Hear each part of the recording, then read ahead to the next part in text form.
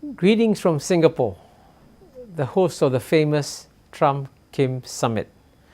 I want to offer my warmest congratulations to ESPAS for organizing its 18th annual conference on global trends to 2030, the future of democracy and governance in a fast-changing world.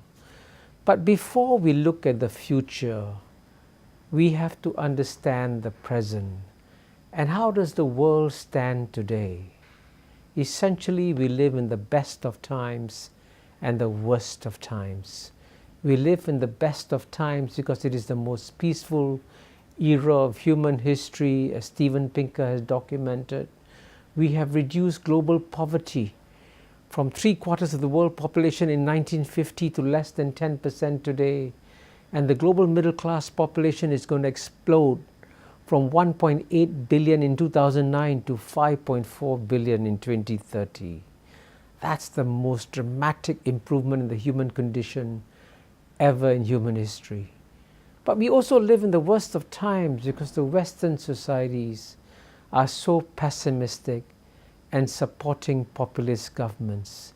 And all these mistakes that the West has made come from a major strategic failure at the end of Cold War, when the West decided to go to sleep precisely at the time when China and India were waking up after 200 years of slumber.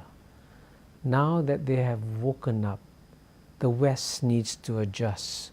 So as you have this conference, please consider the 3M strategy I have spelled out in my latest book, Has the West Lost It?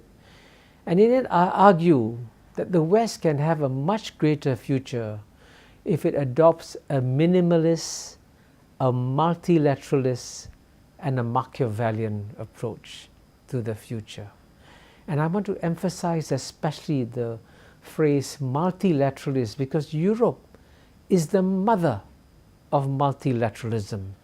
If there is one region in the world that can export good governance on the multilateral settings, it is Europe. And I hope that even though Europe today is a troubled place, it will rise up to this opportunity and provide multilateral leadership to a world when it needs it very badly. And if that can happen, we will continue to have a much better world. Congratulations and all the best.